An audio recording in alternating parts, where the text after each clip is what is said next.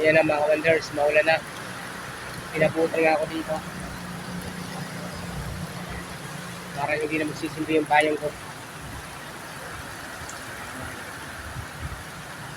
So, ganyan nga pala yung mga tricycle dito sa El Nido. Medyo malalaki. Ayan o.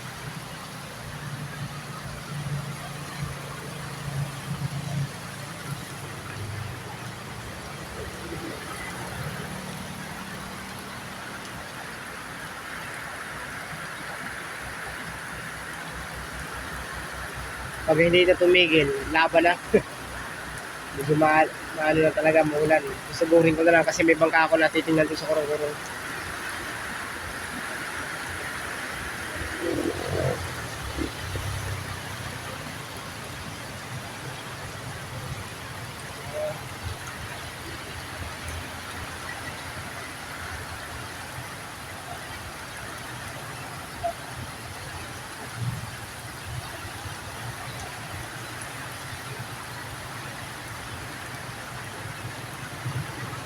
So, ito na, epekto siguro ito ng bagyo.